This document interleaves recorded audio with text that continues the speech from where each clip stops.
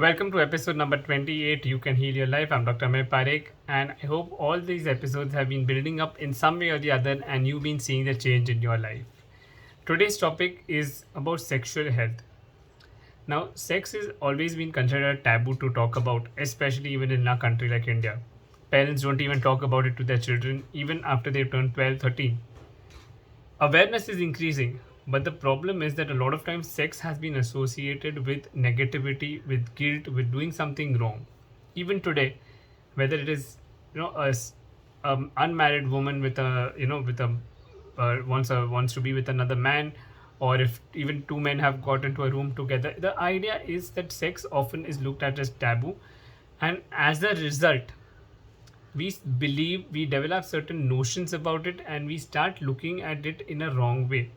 So Louise Hay in this chapter says that your genital organs, okay, the male penis and the female vagina, okay, they are representative of the masculinity and the femininity of a person, and it is a part of your body. There's nothing to be ashamed about it. The idea that the more you feel shame about it, the more likely that you are going to have urinogenitary problems. So you have problems right from your bladder to getting repeated urinary tract infections to even actually having genital infections like herpes. So she says that a lot of times even couples that come abroad, they feel ashamed to talk about this because there is a lot of embarrassment associated. Now the question she starts by talking is, parents say that God will judge you. So she talks about how the universe is so vast and we are one tiny speck. Does God really have the time to look at you? She does not say that it is necessary to have only one partner also. But the idea is if you're jumping to multiple partners and it's coming out of a need for your own self worth not being fulfilled, or you feel that you're somehow there that seeking that intimacy only because you are not nourished enough for yourself, then that again is increasing your risk of causing infections. It is increasing the way you are looking at it. So what she says is that it is not necessary to start teaching children about the mechanics of sexuality, how the body develops, how they can have attraction towards the opposite sex, towards the same sex. All of the taboo needs to be removed. Coming out of the sexual guilt will help overcome a lot of sexual health problems that people have. Even relationships, as a counseling psychologist, we see a lot of time relationships fail because of sexual incompatibility, and sex becomes a taboo even for them to talk about.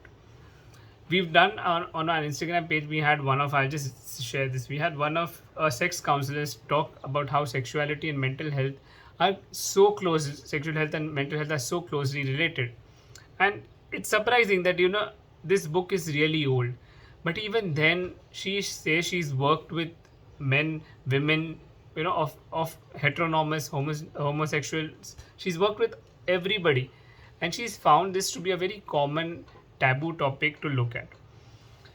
She says even men having prostate problems, like adults, men often have prostate problems, she says, is also happening because they feel that they are not worthy or they're losing their worth in some way. Importance comes from fear, and it can also be related to spite from a previous partner. She talks about premenstrual syndrome. She says premenstrual syndrome is happening because of two things. She says it's because of the excessive consumption of sugar. Plus, it's how the media industry or the world is portraying how women need to be looking ideal or perfect. She says all of this is basically somehow bringing a feeling of unworthiness and disgust within ourselves, and as a result, we're experiencing these sexual disorders. Now she also talks about the colon. Okay, the colon is where everything comes out from our body. It's the ability to let go. So again, when you have colon issues, you have ulcers. This is again happening because you are not being in a state to let go.